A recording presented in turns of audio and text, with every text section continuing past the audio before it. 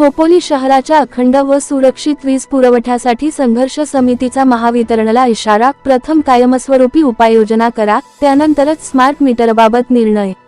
खोपोली दिनांक 15 जून 2026 खोपोली खालापूर तालुका संघर्ष समितीच्या शिष्टमंडळाने महावितरणचे उपकार्यकारी अभियंता यांची भेट घेऊन शहरातील वारंवार खंडित होणाऱ्या वीज पुरवठ्याबाबत तीव्र नाराजी व्यक्त केली व विविध मागण्यांचे निवेदन सादर केले। गेल्या 2 वर्षांपासून संघर्ष समिती सातत्याने खोपोली शहराला दर्जेदार, अखंड व सुरक्षित वीज पुरवठा मिळावा यासाठी पाठपुरावा करत आहे। पावसाळ्यात तसेच इतर काळात वारंवार वीज खंडित होत असल्यामुळे सामान्य नागरिक, व्यापारी, विद्यार्थी, रुग्ण तसेच उद्योग क्षेत्राला मोठ्या प्रमाणात आर्थिक व मानसिक त्रास सहन करावा लागत आहे। खालापूर हा महत्त्वाचा औद्योगिक तालुका असून अशा प्रकारच्या वीज समस्येमुळे उद्योगांचे व पर्यायाने देशाच्या आर्थिक प्रगतीचेही नुकसान होत आहे।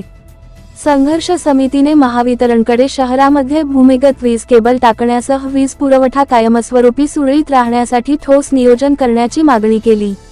तसेच वारंवार होणाऱ्या वीज खंडितीमुळे ग्राहकांचे आर्थिक नुकसान झाल्यास त्याबाबत महावितरणची नुकसान भरपाईची काय तरतूद आहे याची स्पष्ट माहिती देण्याची मागणी करण्यात आली।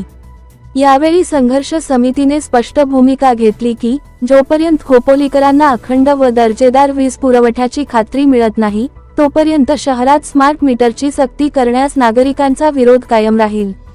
नागरिकांच्या मूलभूत सुविधांकडे दुर्लक्ष करून कोणताही निर्णय लोकांवर लादला जाऊ नये। महावितरणने सक्ती करण्याचा प्रयत्न केल्यास संघर्ष समिती लोकशाही व कायदेशीर मार्गाने तीव्र लढा उभारेल असा इशाराही देण्यात आला।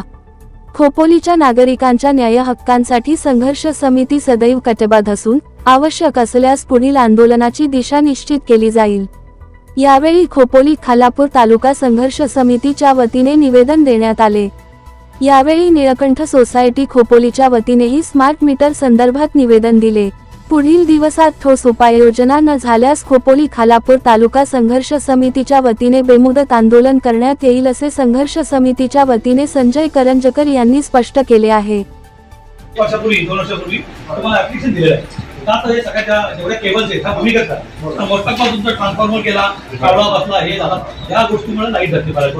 पहिल्या केबल भूमिगत करा, पहिली काय उपाययोजना होती करा आणि तुमचं जसं तुम्ही आपल्याला दंड घेता लेट झाल्यावरती तसं तुमची लाईट गेल्यावरती आम्हाला जे नुकसान आहे ते तुम्ही कसं देऊ शकता ते पण आम्हाला समजून सांगा। आणि हे सगळं झालं तर तुम्ही स्मार्ट मीटर करता पुन्हा मीटिंग घ्या, आम्ही एकत्र येऊ, शहर असलेला समजून सांगा आणि सगळेजण ऍग्री असेल तर तुम्ही नक्की आनंदाने मीटर लावा। पण तोपर्यंत आम्ही तुम्हाला स्मार्ट मीटर लावून देणार नाही। आता आमची विद्युतच टायमात येत नाही तर तुम्ही स्मार्ट मीटर करणार काय? ते मीटर हा काही सोल्युशन नाही।